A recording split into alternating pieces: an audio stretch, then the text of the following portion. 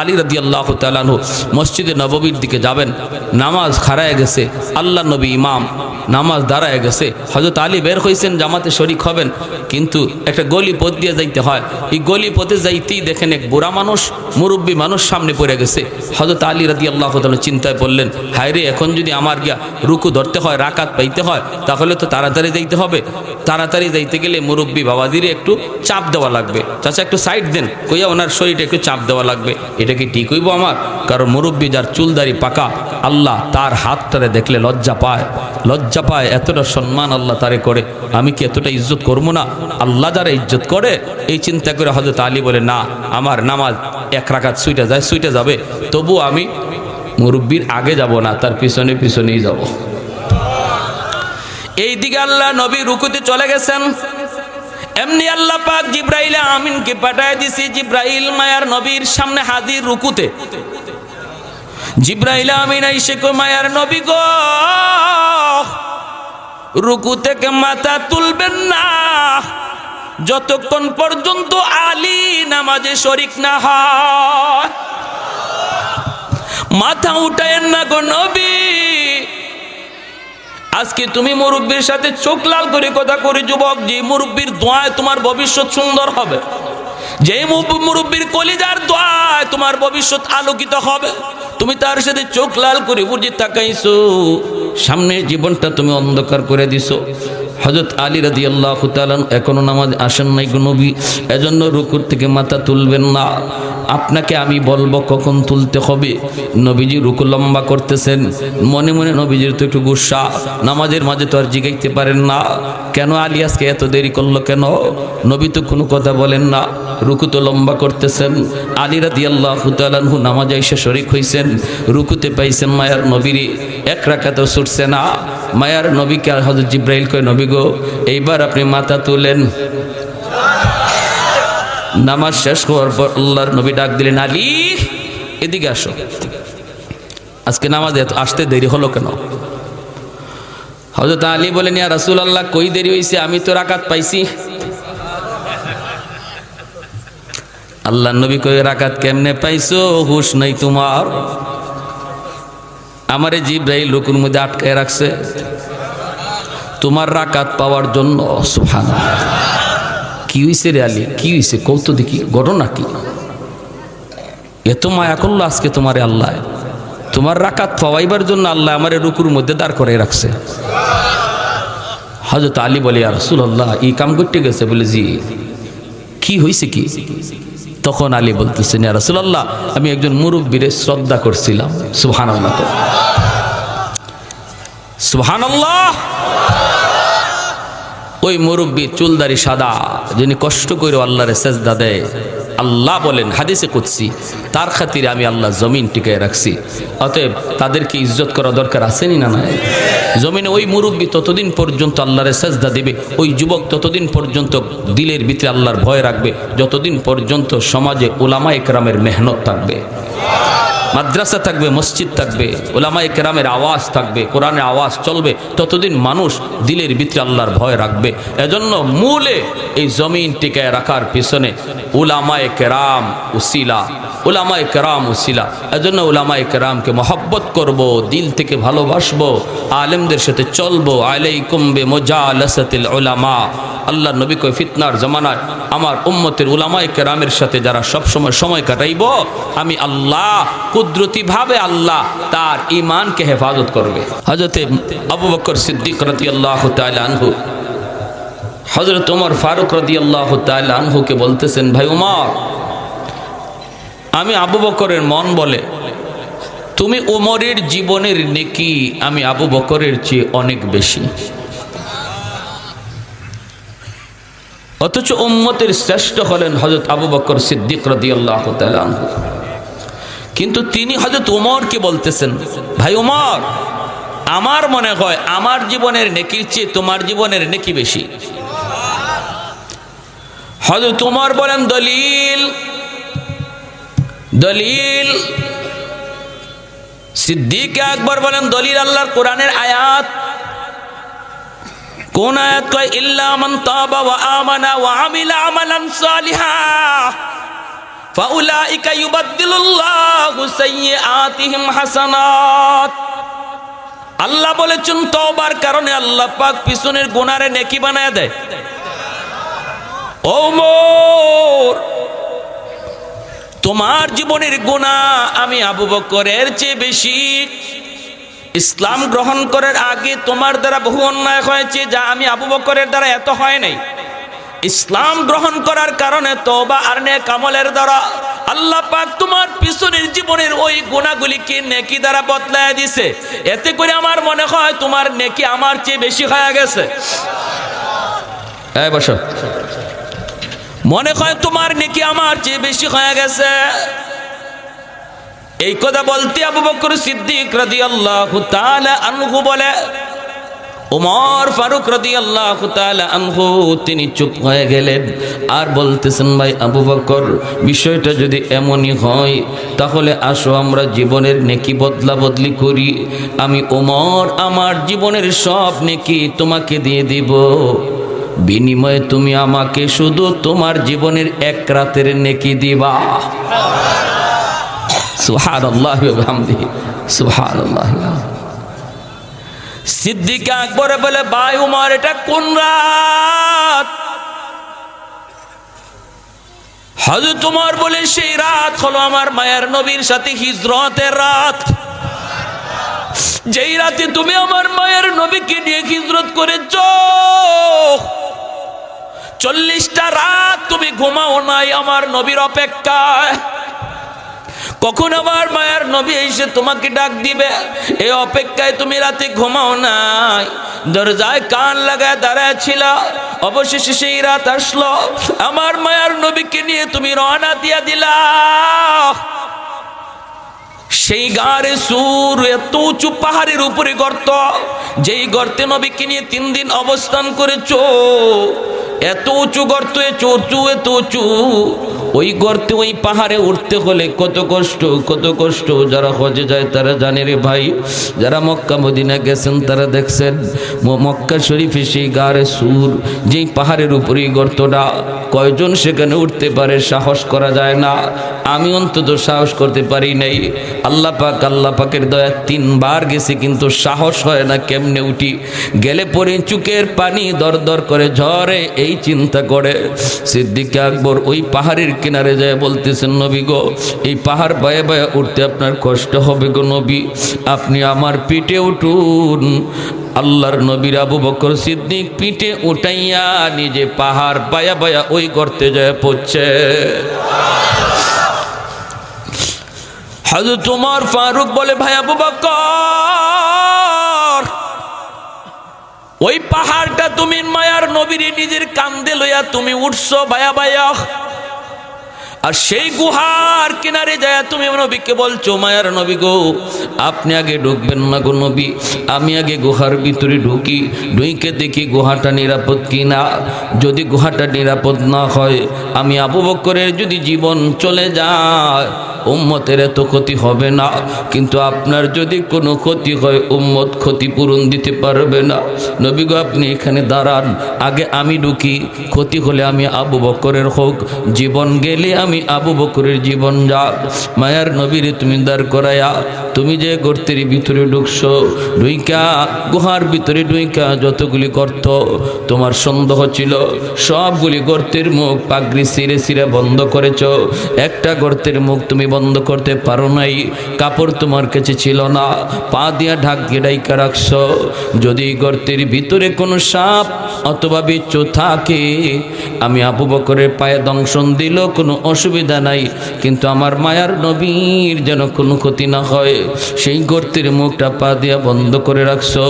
এরপরে আমার মায়ার নবীর ভিতরে ঢুকাইয়া, ঘুমের প্রয়োজন ছিল তোমার বেশি, কিন্তু নিজে না ঘুমাইয়া নবীরে ঘুম পাড়াইছো।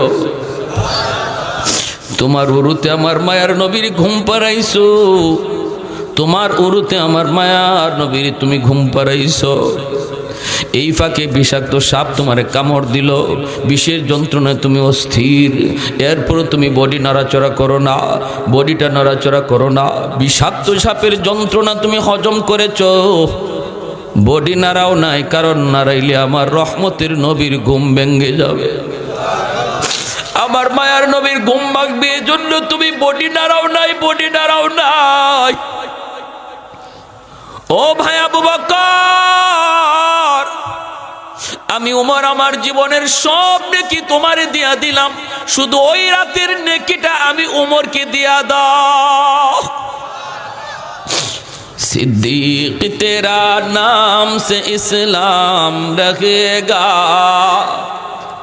सिद्दीक तेरा नाम से इस्लाम रहेगा, दुनिया की सदाकत में तेरा नाम रहेगा, दुनिया की सदाकत में तेरा नाम रहेगा, फारूक तेरा नाम से इस्लाम रहेगा, दुनिया की अदालत में तेरा नाम रहेगा, उस्मान तेरा नाम से इस्लाम रहेगा, दुनिया की सखावत में तेरा नाम रहेगा, हैदर तेरा नाम से इस्लाम रहेगा, दुनिया की शजाअत में तेरा नाम रहेगा, मुआविया तेरा नाम से इस्लाम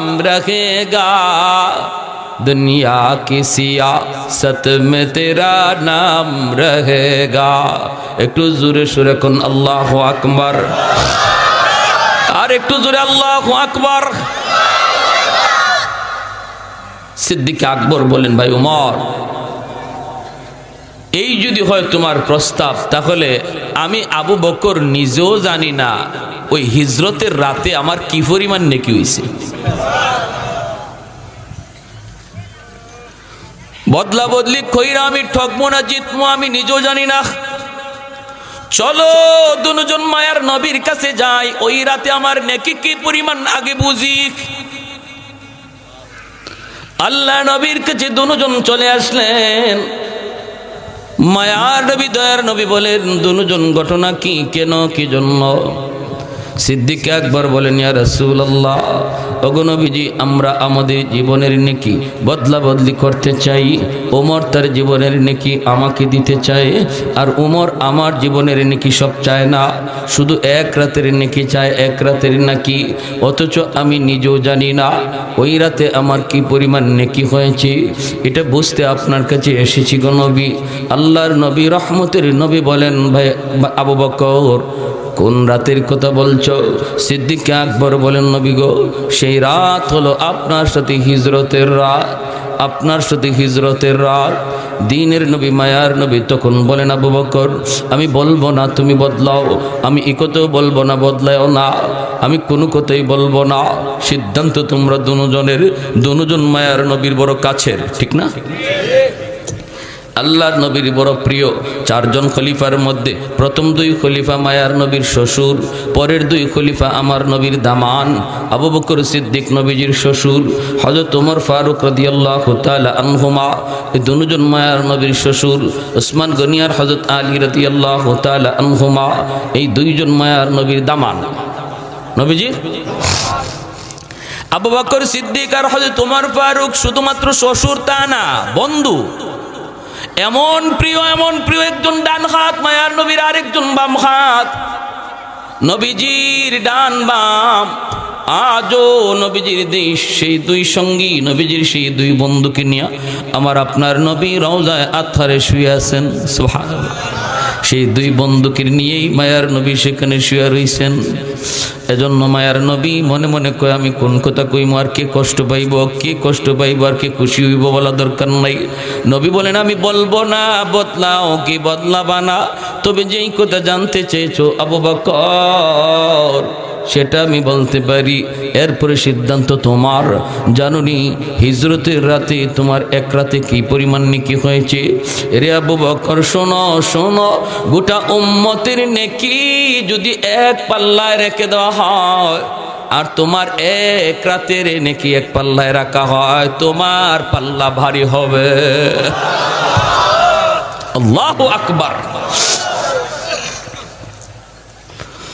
এজন্যই বলতেছি হযরত আবু বকর কয়ে ভাই ওমর তাহলে আমি রাজি না, রাজি না। আমরাও যদি এখানে বসে দিলে দিলে নিয়তটা করি, আল্লাহ যা করেছি ভুল করেছি মালিক আর করবো না, আর করবো না। সাথে সাথে আল্লাহ পাক রব্বুল আলামিন তোমার আমার নামটা আল্লাহ ওলির খাতায় তুলবে। কেন? কারণ পিছনের সব গুনাহ নেকি হয়ে যাবে, সব গুনাহ নেকি হয়ে যাবে, সব গুনাহ নেকি হয়ে যাবে।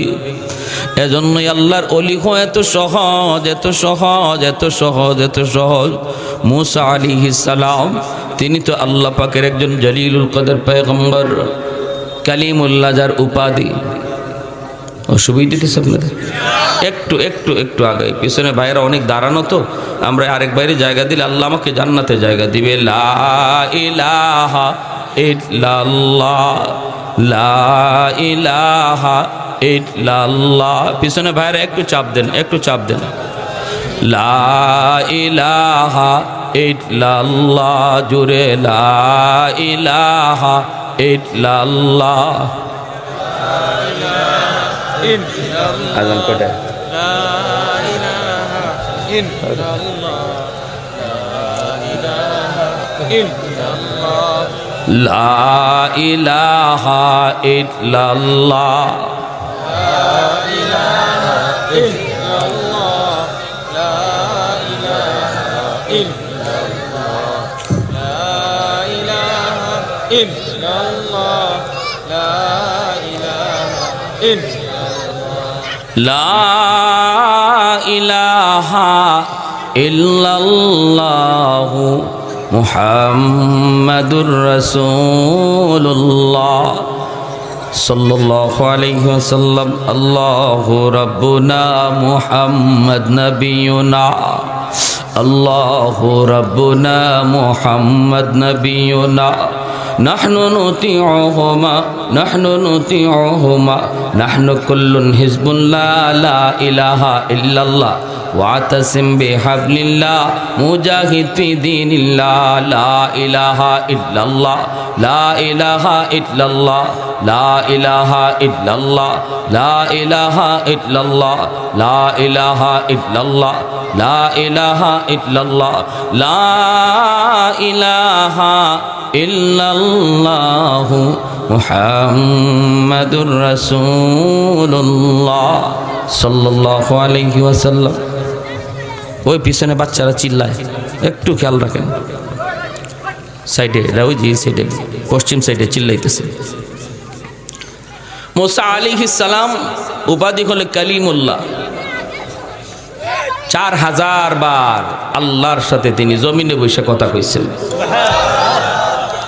মুসা আলাইহিস সালাম এরকম আল্লাহকে বিভিন্ন প্রশ্ন করতেন। একদিন আল্লাহরে মুসা আলাইহিস সালাম প্রশ্ন করেন, প্রশ্নটা শুনেন কি জাত প্রশ্ন। আল্লাহর সাথে কথা বলতে পারেন বিধায় মাঝে মাঝে এমনও কিছু প্রশ্ন করতেন। আল্লাহকে বলতেছেন, আল্লাহ, আল্লাহ বলে কি হইছে? আমি যদি খুদা হইতাম আর তুমি যদি বন্দা হইতা, ওইসিনি কথা কিতা কই না আপনারা? কথাটা দেখছেন নি? আল্লাহ কয় কিতা কউস আছেন নি বলে আমার পরের কথা শুনতে। আমি যদি খুদা হইতাম তুমি যদি বন্দা হইতা, আমার কাছে কিতা চাইতায়? মুসা আলাইহিস সালামের উদ্দেশ্য ছিল দেখি আল্লাহ কিতা কয়, যেটা কইব এটা আমি আল্লাহর কাছে চাইব। সুবহানাল্লাহ, জোরে কয়। আরে আমার বুদ্ধি দিয়ে আমি চাই কি করতাম, দেখি না আল্লাহ কোনটা চায়, আমিও এটাই চাইব। তো আল্লাহ পাক রব্বুল আলামিন কয়, মুসা এমন তো ওইতো না, বলে এটা আমিও জানি এটা ওইতো না, কিন্তু আমার একটা উদ্দেশ্য আছে। আল্লাহ কয় যদি এমন ওইতো তাহলে আমি তোমার কাছে সুস্থতার নিয়ামত চাইতাম। সুবহানাল্লাহ। সাথে সাথে মুসা আলাইহিস সালাম কয়, আল্লাহ আমি তোমার কাছে সুস্থতার নিয়ামত চাই। সুস্থতা এত বড় নিয়ামত, সুস্থ থাকলে তো নমাজ কালাম বন্দিগি, ঠিক না? অসুস্থ হয়ে গেলে পরে নামাজও কষ্ট হয়, মজা পাওয়া যায় না। হ্যাঁ, এই অবস্থার মধ্যে সুস্থতা এত বড় নিয়ামত, এত বড় নিয়ামত। এজন্য আল্লাহর কাছে সুস্থতার নিয়ামত বেশি বেশি চাইতে হবে। মুসা আলাইহিস সালাম একদিন কইতেছে, আল্লাহ বর্তমান জমানার সবচেয়ে বড় নাফরমান কেডা আমার একটু দেখাইবা? সবচেয়ে বড় নাফরমান এই জমিনে, এর চেয়ে বড় নাফরমান আর কেউ নাই, এর আমি একটু দেখতাম। আল্লাহ কয় তোমার শখ করছে বলে জি, তার একটু দেখতাম। আল্লাহ বলেতে যাও, ও 3 রাস্তার মোড়ে যায় দাঁড়াও, দেখবা একটা লোক বাচ্চা কোলে লইয়া পাহাড়ের দিকে যাইতেছে। এই লোকটাই হলো বর্তমান জমানার সবচেয়ে বড় নাফরমান, সবচেয়ে বড় নাফরমান। আমি আল্লাহ তার উপরে খুব গুসা।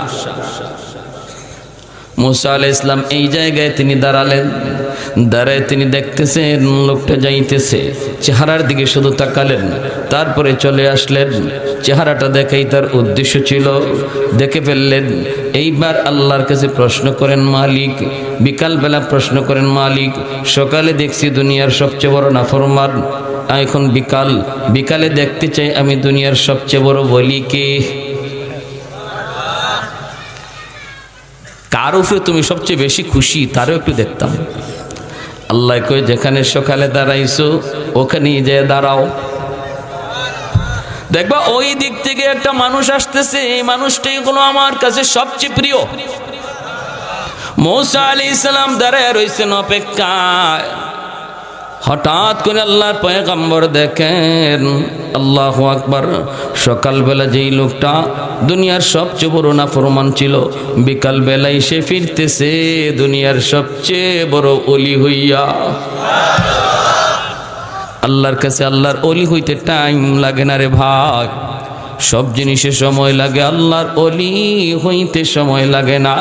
মুসা আলাইহিস সালাম এইবার কই মালিক কিছুই তো বুঝি নাই, আল্লাহ কেমনে কি হলো বুঝি নাই, লোক তো একজনই। আল্লাহ পাক কয় মুসা তাহলে শোনো, আমার বান্দা গুনার কথা মনে কইরা অনুতপ্ত হইয়া তওবা করার নিয়তে বাচ্চাটা কোলে নিয়ে জঙ্গলের দিকে রওনা দিছি। নির্জন জায়গায় গিয়া আমার কাছে তওবা করব, আর নিজের কান্নার সাথে বাচ্চাটারে আমিন কইব। সুবহানাল্লাহ কর। এই নিয়তে বাচ্চাটারে নিয়ে ঘর থেকে বের হয়ে গেছে, কান্না করে করে পাহাড়ের উপরে উঠলো। বাচ্চাটাই কয় আব্বু এত বড় পাহাড়, এর চেয়ে বড় কি আছে? কয় জমিন। বাবা এর চেয়ে বড়? কয় এর চেয়ে বড় সাগর। এর চেয়ে বড়? কয় আসমান। এর চেয়ে বড়?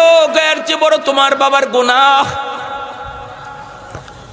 এই কথা কইয়েই কান্না শুরু করে দিছে রে। রব্বুল আলামিন কয় এখনো জমিনের মধ্যে আমার কিছু বান্দা বান্দি আছি, বৃদ্ধ বান্দা বান্দি, চুল দাড়ি তার সাদা হয়ে গেছে, কোমরে তার ব্যথা, হাঁটুতে জয়েন্টে জয়েন্টে ব্যথা, রুকু করতে কষ্ট হয়, সেজদা দিতে তার কষ্ট হয়।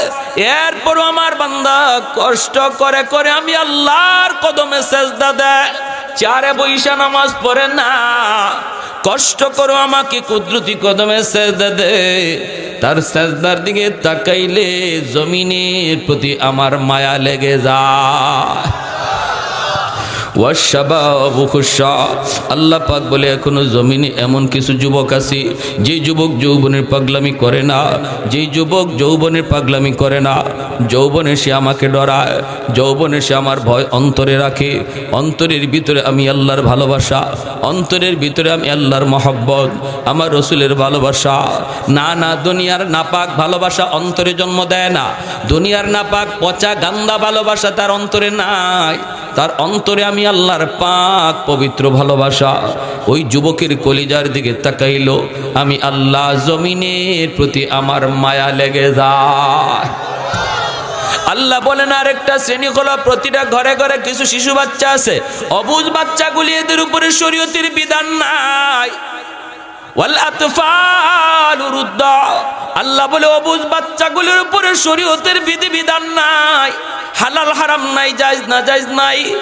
বাচ্চাটার উপরে রমজানের রোজা ফরজ না, বাচ্চাটার উপরে রমজান নামাজ ফরজ না। যখনই জমিনে আযাব আর গজব নামে এই আযাব গজব আসতেছে তার বাপের গুনার কারণে, আযাব গজব আসতেছে তার মার গুনার কারণে। বাচ্চাটার কোনো অপরাধ নাই, কিন্তু গজবের ভিতরে বাপ মার সাথে বাচ্চাটাও গজবে পুইরা যায়, অথচ আর কোনো দোষ নাই। ওই বাচ্চারা টুট ভাঙ্গা কান্না দেখলে আমি আল্লাহর জমিনের প্রতি মায়া লেগে যায়। আল্লাহ পাক বলে জমিনে কিছু পশু পাখি আছে, এই পশু পাখির উপরে শরীয়তের কোনো বিধিবিধান নাই।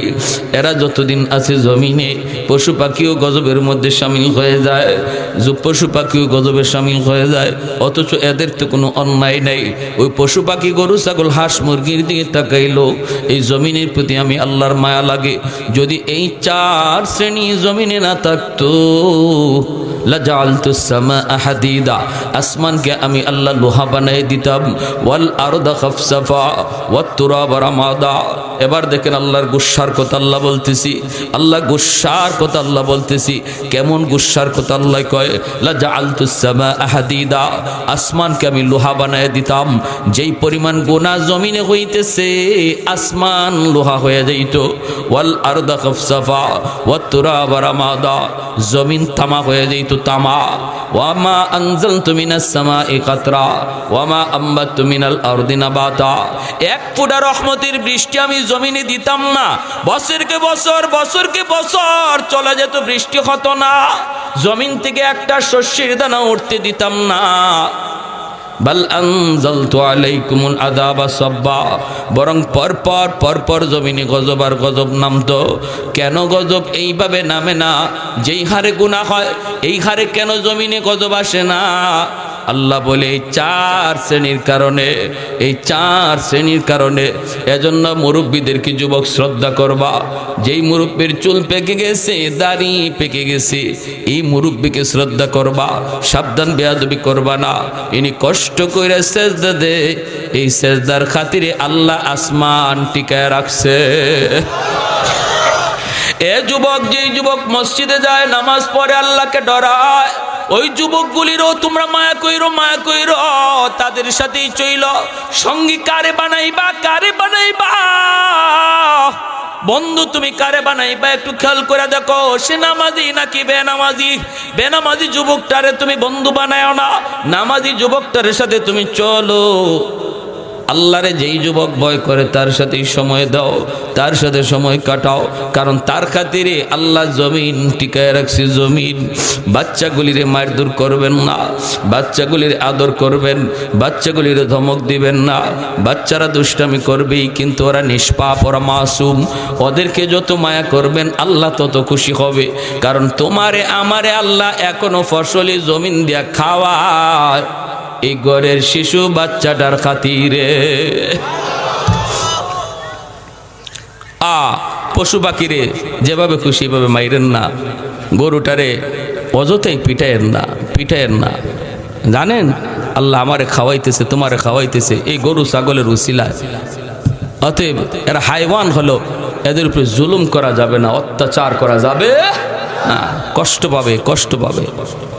আমার ভাইয়েরা, মুরব্বীদের শ্রদ্ধা করবা, যুবক মুরব্বীদের শ্রদ্ধা করবা। হযরত আলী রাদিয়াল্লাহু তাআলা আনহু, একটা ঘটনা বলে শেষ দিচ্ছি। আলী রাদিয়াল্লাহু তাআলা আনহু মসজিদে নববীর দিকে যাবেন, নামাজ খারায় গেছে, আল্লাহ নবী ইমাম, নামাজ দাঁড়ায় গেছে। হযরত আলী বের হয়েছেন জামাতে শরিক হবেন, কিন্তু একটা গলি পথ দিয়ে যাইতে হয়। এই গলি পথে যাইতেই দেখেন এক বুড়া মানুষ, মুরব্বী মানুষ সামনে পড়ে গেছে। হযরত আলী রাদিয়াল্লাহু তাআলা চিন্তায় পড়লেন, হায় রে, এখন যদি আমার গিয়া রুকু ধরতে হয়, রাকাত পাইতে হয়, তাহলে তো তাড়াতাড়ি যাইতে হবে। তাড়াতাড়ি যাইতে গেলে মুরব্বী বাবাজিরে একটু চাপ দেওয়া লাগবে। চাচা একটু সাইড দেন কইয়া ওনার শরীরটা একটু চাপ দেওয়া লাগবে। এটা কি ঠিক হইব আমার? কারণ মুরব্বী যার চুলদারি পাকা, আল্লাহ তার হাতটারে দেখলে লজ্জা পায়, লজ্জা পায়। এতটা সম্মান আল্লাহ তারে করে, আমি কি এতটা ইজ্জত করবো না? আল্লাহ যারা ইজ্জত করে, এই চিন্তা করে হযরত আলী বলে, না, আমার নামাজ এক রাকাত ছুটে যায়, ছুটে যাবে, তবু আমি মুরব্বীর আগে যাব না, তার পিছনে পিছনেই যাব। এই দিকে আল্লাহ নবী রুকুতে চলে গেছেন, এমনি আল্লাহ পাক জিব্রাইল আমিনকে পাঠায় দিছি। জিব্রাইল মায়ার নবীর সামনে হাজির রুকুতে। জিব্রাইল আমিন আইসে কো, মায়ার নবী গো, রুকু থেকে মাথা তুলবেন না যতক্ষণ পর্যন্ত আলী নামাজে শরিক না হয়। মাথা উঠায়েন না গো নবী। আজকে তুমি মুরব্বীর সাথে চোখ লাল করে কথা করে যুবক, যে মুরব্বীর দোয়ায় তোমার ভবিষ্যৎ সুন্দর হবে, যে মুরব্বীর কলিজার দোয়ায় তোমার ভবিষ্যৎ আলোকিত হবে, তুমি তার সাথে চোখ লাল করে বুঝে তাকাইছো, সামনের জীবনটা তুমি অন্ধকার করে দিছো। হযরত আলী রাদিয়াল্লাহু তাআলা এখনো নামাজ আসেন নাই গো নবী, এজন্য রুকুর থেকে মাথা তুলবেন না। আপনাকে আমি বলবো কখন তুলতে হবে। নবীজি রুকু লম্বা করতেছেন, মনে মনে নবীজির তো একটু গুসা, নামাজের মাঝে তো আর জিগাইতে পারেন না, কেন আলী আজকে এত দেরি করলো কেন? নবী তো কোনো কথা বলেন না, রুকু তো লম্বা করতেছেন। আলী রাদিয়াল্লাহু তাআলা নামাজে এসে শরীক হইছেন, রুকুতে পাইছেন মায়ার নবীরে, এক রাকাতও ছুটছে না। মায়ার নবীকে আর হযরত জিবরাইল কয়, নবী গো এইবার আপনি মাথা তুলেন। নামাজ শেষ হওয়ার পর আল্লাহর নবী ডাক দিলেন, আলী এদিকে আসো। আজকে নামাজে আসতে দেরি হলো কেন? হযরত আলী বলেন, ইয়া রাসূলুল্লাহ কই দেরি হইছে, আমি তো রাকাত পাইছি। আল্লাহর নবী কই, রাকাত কেমনে পাইছো, হুশ নাই তোমার? আমারে জিবরাইল রুকুর মধ্যে আটকায় রাখছে তোমার রাকাত পাওয়ার জন্য। সুবহানাল্লাহ। কি হইছে রে আলী, কি হইছে কৌতো দেখি, ঘটনা কি? এত মায়া করলো আজকে তোমারে আল্লাহ, তোমার রাকাত পাওয়াইবার জন্য আল্লাহ আমারে রুকুর মধ্যে দাঁড় করে রাখছে। হযরত আলী বলে, ইয়া রাসূলুল্লাহ এই কাম করতে গেছে বলে, জি কি হইছে কি? তখন আলী বলতেছেন, ইয়া রাসূলুল্লাহ আমি একজন মুরব্বীরে শ্রদ্ধা করছিলাম। সুবহানাল্লাহ, সুবহানাল্লাহ। ওই মুরব্বী চুলদারি সাদা, যিনি কষ্ট করে আল্লাহরে সেজদা দেয়, আল্লাহ বলেন হাদিসে কুদসি, তার খাতিরে আমি আল্লাহ জমিন টিকায় রাখছি। অতএব তাদেরকে ইজ্জত করা দরকার আছেনি না? নাই। জমিনে ওই মুরব্বী ততদিন পর্যন্ত আল্লাহরে সেজদা দিবে, ওই যুবক ততদিন পর্যন্ত দিলের ভিতরে আল্লাহর ভয় রাখবে, যতদিন পর্যন্ত সমাজে উলামায়ে কেরামের মেহনত থাকবে, মাদ্রাসা থাকবে, মসজিদ থাকবে, উলামায়ে কেরামের আওয়াজ থাকবে, কোরআনের আওয়াজ চলবে, ততদিন মানুষ দিলের ভিতরে আল্লাহর ভয় রাখবে। এজন্য মূলে এই জমিন টিকায় রাখার পিছনে উলামায়ে কেরাম উসিলা, উলামায়ে কেরাম উসিলা। এজন্য উলামায়ে কেরামকে মহব্বত করব, দিল থেকে ভালোবাসবো, আলেমদের সাথে চলবো। আলাইকুম বিমুজালাসাতিল উলামা। আল্লাহ নবী কয়, ফিতনার জামানায় আমার উম্মতের উলামায়ে কেরামের সাথে যারা সব সময় কাটাইব, আমি আল্লাহ কুদরতিভাবে আল্লাহ তার ঈমানকে হেফাজত করবে। এই ফিতনার জামানা চলে এসেছে, নিজে নিজে একা একা ঘুরবেন না, একা একা বাহাদুরি করবেন না। আমি আমল করব, কিন্তু সম্পর্ক রাখবো আলেমদের সাথে। কারা কারা রাজি হাত উঠে আল্লাহকে দেখান। আল্লাহ তুমি কবুল করো, মঞ্জুর করো। সবাই বলি আমিন, সবাই বলি আমিন। ওয়া আখির দাওয়ানা আনিল হামদুলিল্লাহি রাব্বিল আলামিন।